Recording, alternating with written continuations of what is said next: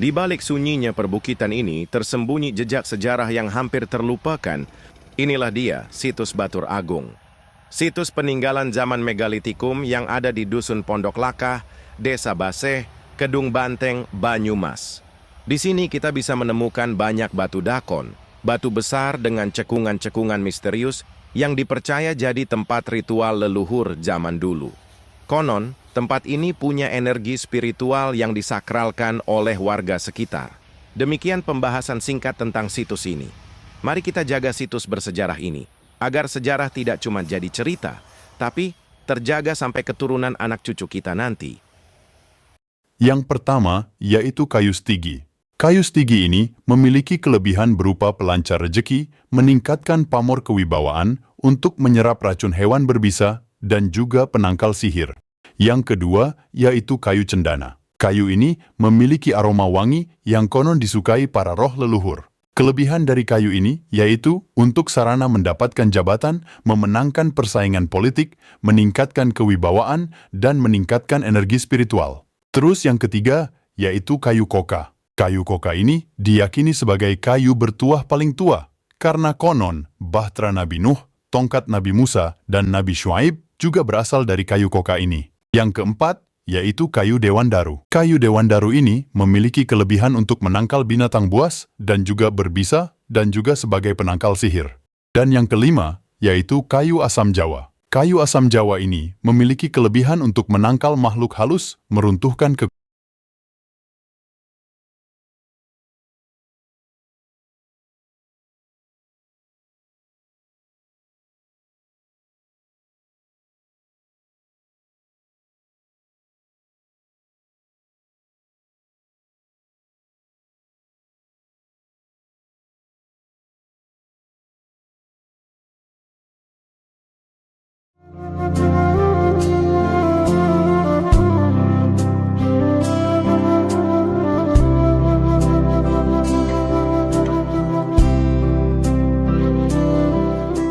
Hai teman, selamat datang di akun channel YouTube Kreatif Hamdi.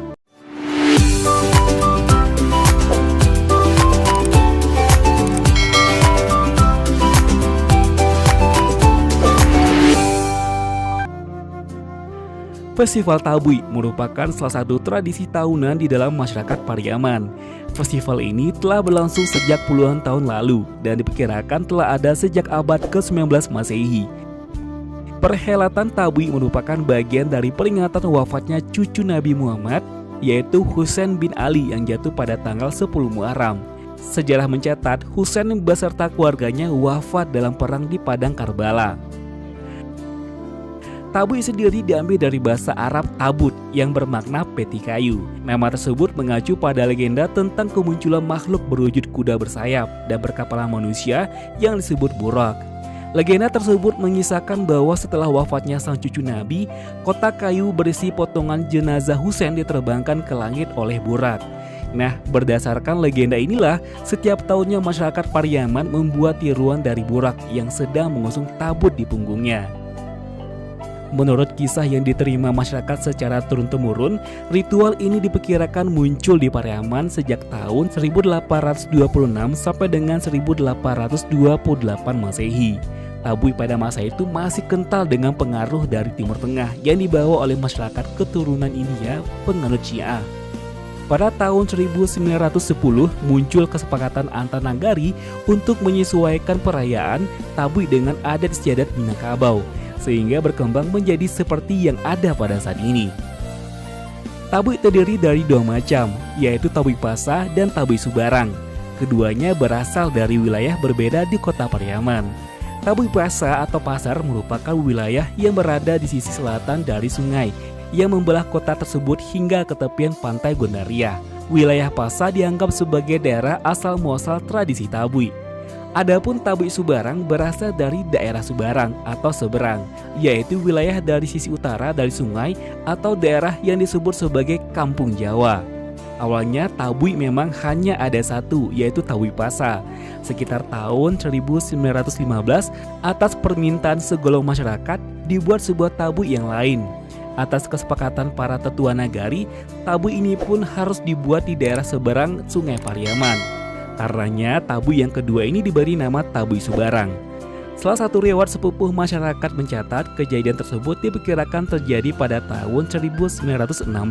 Tetapi ada pula riwayat yang menyebutkan pada tahun 1930. Pembuatan Tabui Subarang tersebut tetap mengikuti tata cara yang sebelumnya telah berlaku di wilayah Pasa mulai pada tahun 1982. Perayaan Tabui pun dijadikan bagian dari kalender pariwisata Kota Pariaman. Karena itu terjadi berbagai penyesuaian. Salah satunya adalah dalam hal waktu pelaksanaan acara puncak dari rangkaian ritual Tabui ini. Jadi meskipun prosesi ritual awal Tabui tetap dimulai pada tanggal 1 Muharram saat perayaan Tahun Baru Islam, tetapi pelaksanaan acara puncak dari tahun ke tahun berubah-ubah, tidak lagi harus pada tanggal 10 Muharram. Rangkaian tradisi Tabui di Pariaman terdiri dari 7 tahapan ritual Tabui, yaitu mengambil tanah, menebang batang pisang, mahatam, mengarak jari-jari, mengarak sorban, tabui dan pange, dan membuang tabui ke laut. Prosesi mengambil tanah dilaksanakan pada tanggal 1 Muharram. Menebang batang pisang dilaksanakan pada hari ke-5 Muharram. Mahatam pada hari ke-7 dilanjutkan dengan mengarak jari-jari pada malam harinya. Pada keesokan harinya dilangsungkan ritual mengarak saroban. Pada hari puncak dilakukan ritual tabui nan pange. Kemudian dilanjutkan dengan hoya tabui. Nah, hari puncak ini dahulunya jatuh pada tanggal 10 Muharram, tetapi saat ini setiap tahunnya berubah-ubah antara tanggal 10 sampai dengan 15 Muharram. Biasanya disesuaikan dengan akhir pekan. Sebagai ritual penutup menjelang maghrib, Tabui diarak menuju pantai dan diralung ke laut. Setiap tahunnya puncak acara Tabui selalu disaksikan puluhan ribu pengunjung yang datang dari berbagai pelosok di Sumatera Barat. Tidak hanya masyarakat lokal saja, festival ini pun mendapat perhatian dari banyak turis asing, yang membuatnya menjadi perhelatan besar yang ditunggu-tunggu setiap tahunnya. Dan pada tahun ini, Festival Tabui kembali diadakan setelah 2 tahun ditiadakan.